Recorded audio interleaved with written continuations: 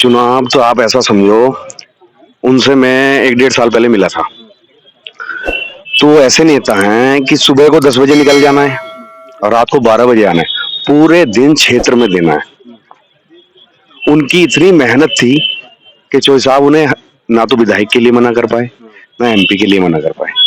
क्योंकि मेहनत एक चीज है होती है, जो लोग ये कहते हैं कि बिना मेहनत के टिकट मिल जाता है या ऐसे ही भाई आप 4 लोग ले जाओ टिकट ले आओ, नहीं। चोई साहब ने इतना बड़ा मैसेज दिया है मेहनत करने वालों के लिए।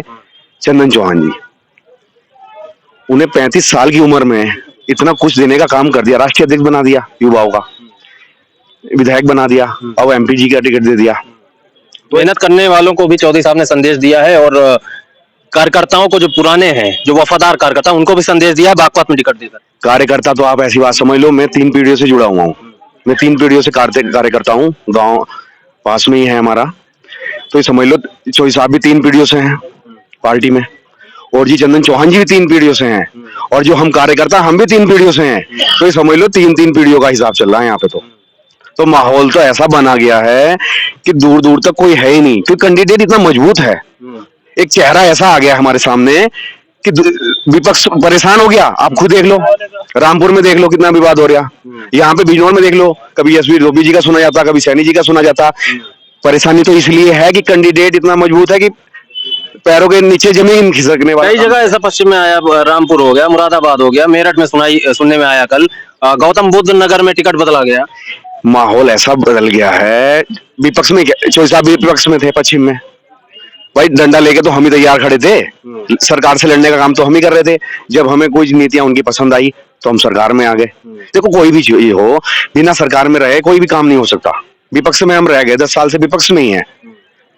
लड़ाई बगैर दुनिया भर के किसान भी हमारे बहुत शहीद हुए, आंदोलन हुआ पीछे, आपने देखा भी होगा, 700 किसान हमारे शहीद हुए। तो ये चीज ऐसी है कि कहीं ना कहीं ठेस है, इसलिए ही सरकार से जुड़े हैं, उनकी नीतियां पसंद की है। हर एक आदमी मोदी जी बन के काम कर रहा है, बिनोग लोकसभा में योगी जी बन के काम कर रहा है, जैन जी बन के काम कर रहा है, और हर एक युवा चंदन चौहान है। हमारा चेहरा इतना मजबूत है। अच्छा एक बात बताओ, कोई भी नेता, आप एक नेता बता दो मुझे जो खेती बाड़ी भी करते हैं, उन्हें गन्ने का भी बता मैंने कौन सी बुआई करी है, 238, 038। एक नेता बता दो आप कि उन्हें गन्ने का पता हो कि कौन सी बुआई है, कि किसमें क्या है। तो ऐसे कैंडिडेट जो सामने दे दिए। बागपत भी देख लो आप, 40 साल में टिकट दिया है। उनकी मेहनत, उनकी लगन और पार्टी के लिए एक अपना मतलब पूरा जीवन हो गया उनका। 60 साल की उम्र हो रही है, 40 साल उन्होंने पार्टी को दे दिए। तो इसका भी एक बहुत बड़ा मैसेज गया है जनता के बीच। इससे बड़ा कोई मैसेज नहीं है। चोई साहब ने अपने कार्यकर्ताओं को टिकट दिया है, किसी नेता को टिकट नहीं दिया है, चाहे बिजनौर हो या आपका बागपत हो। तो चोई साहब ने जिसे भी टिकट दिया है वो एक कार्यकर्ता हो, छोटे, इसलिए छोटे से छोटा कार्यकर्ता। और युवा इतना खुश है चंदन चौहान जी से, आप कभी भी चले जाओ, पूरा मान सम्मान हर तरीके से। 3 पीढ़ियों से भी जुड़े हुए हैं, ये नहीं कि भाई एक पीढ़ी से आ गए आप। उनके दादाजी, उनके पिताजी अब वे खुद आ गए हैं। उन्हें ऐसा और कोई मैं नहीं है, 1% भी उनके अंदर कोई मैं नहीं है।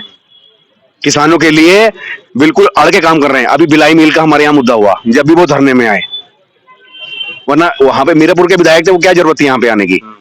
तो वे जनता का जहां भी मैसेज मिल रहा है, किसी का दुख हो सुख हो, सब में शामिल होते हैं। रात को 12 बजे अपने घर बढ़ते हैं वो।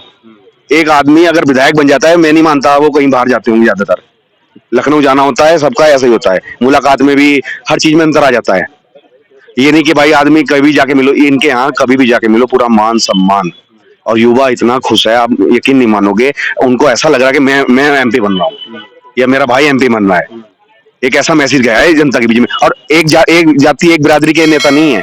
चोई साहब भी 36 बिरादरी के नेता हैं, और हमारे कैंडिडेट चंदन चौहान जी भी 36 बिरादरी के नेता हैं।